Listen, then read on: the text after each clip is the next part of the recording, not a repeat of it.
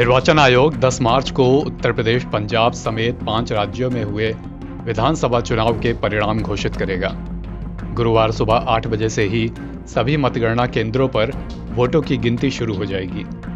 Electronic voting machine यानी कि EVM से मतदान होने की वजह से मतगणना में अब कुछ घंटे का समय ही लगता है।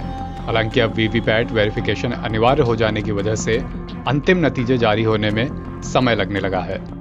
ईवीएम के जरिए डाले गए वोटों की गिनती कैसे होती है, ईवीएम कहाँ रखी जाती है, वीवीपैट स्लिप वेरिफिकेशन क्यों होता है, ऐसे तमाम सवालों के जवाब जानने की कोशिश करते हैं और समझते हैं कि पूरी मतगणना की प्रक्रिया कैसे चलती है।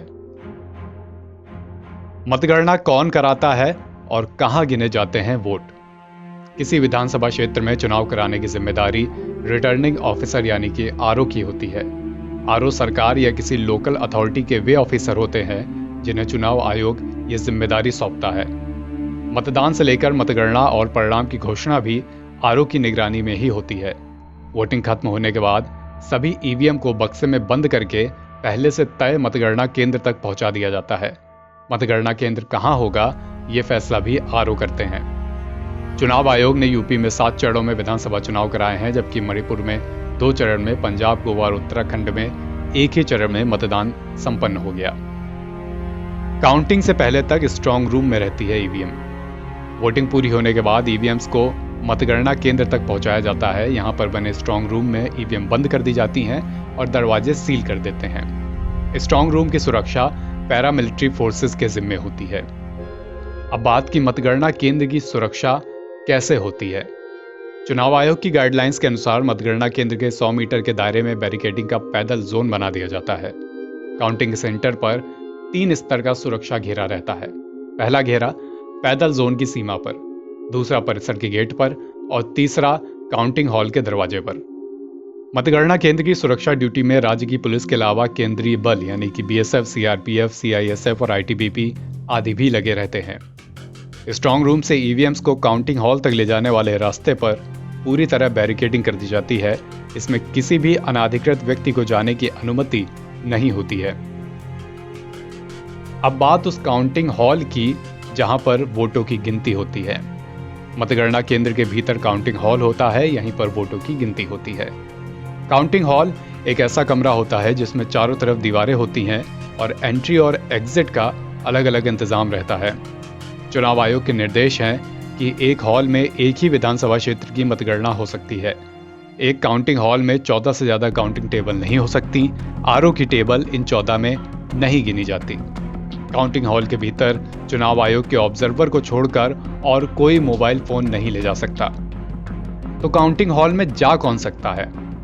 काउंटिंग सुपरवाइजर्स, काउंटिंग असिस्टेंट और माइक्रो ऑब्जर्वर्स, चुनाव ड्यूटी पर लगे सरकारी कर्मचारी जिसमें पुलिस और मंत्री शामिल नहीं हैं, उम्मीदवार, चुनाव एजेंट और काउंटिंग एजेंट्स, ये ऐसे लोग हैं जो काउंटिंग हॉल में जा सकते हैं।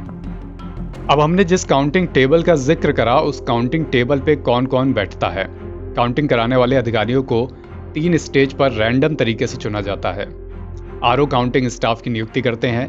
कुछ स्टाफ रिजर्व भी रखा जाता है। हर टेबल पर एक काउंटिंग सुपरवाइजर रहता है जो चुनाव आयोग के अनुसार गेस्टेड ऑफिसर हो तो बेहतर। इसके अलावा टेबल पर एक काउंटिंग असिस्टेंट और एक माइक्रो ऑब्जर्वर भी होता है जो केंद्र सरकार या पीएसयू का कर्मचारी होता है। माइक्रो ऑब्जर्वर अपनी टेबल पर मतगणना प्रक्रिया की शुचिता का जिम्मेदार रहता है। अब बात वीवीपैट मशीन की, जिसके बारे में तमाम बातें, तमाम चर्चाएं रहती हैं। जब वोटर ईवीएम का कोई बटन दबाता है तो साथ लगी वीवीपैट मशीन से एक पर्ची निकलती है। पर्ची पर जिसे वोट दिया गया है, इस उम्मीदवार का नाम और चुनाव निशान होता है। इससे वोटर को पता चलता है कि उसका वोट सही जगह गया है। वोटर को वीवीपैट पर 7 सेकंड के लिए पर्ची दिखती है। इसके बाद वो वीवीपैट मशीन के ड्रॉप बॉक्स में गिर जाती है और एक बीप सुनाई देती है। वीवीपैट मशीन को केवल पोलिंग अधिकारी ही एक्सेस कर सकते हैं। सुप्रीम कोर्ट के आदेशानुसार हर विधानसभा क्षेत्र के किन्हीं 5 पोलिंग स्टेशंस की वीवीपैट पर्चियों का मिलान वहां की ईवीएम्स के नतीजों से किया जाता है। वीवीपैट वेरिफिकेशन अनिवार्य है और इसे पूरा किए बिना अंतिम नतीजे जारी नहीं किए जा सकते। अगर वीवीपैट स्लिप्स और ईवीएम नतीजों की गिनती मेल नहीं खाती है तो उस वीवीपैट की पर्चियां फिर से गिनी जाएंगी और फिर चुनाव निशानों की पर्चियां देखी जाएंगी। इसके बावजूद भी अगर आंकड़े नहीं मिलते तो वीवीपैट पर्चियों की गिनती ही मान्य होगी। ये बात थी वीवीपैट की। अब बात ईवीएम की कि मतगणना के बाद, नतीजों के बाद ईवीएम्स कहां चली जाती हैं। सारे वोट गिने जाने के बाद रिटर्निंग ऑफिसर यानी कि आरओ विजेता उम्मीदवार को जीत का सर्टिफिकेट देते हैं।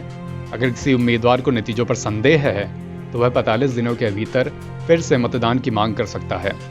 एक बार नतीजों की घोषणा होने के बाद ईवीएम्स को स्ट्रांग रूम में रख दिया जाता है।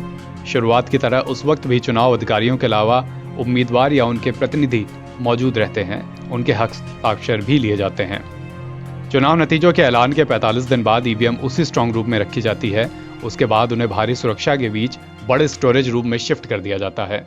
चूंकि देश भर में कहीं ना कहीं चुनाव होते ही रहते हैं, जरूरत पड़ने पर ईवीएम्स को स्टोरेज रूम से निकाल कर पहुंचा दिया जाता है। इन सबके बीच चुनाव आयोग बार बार ईवीएम्स की जांच करता रहता है। एनबीटी ऑनलाइन की रिपोर्ट।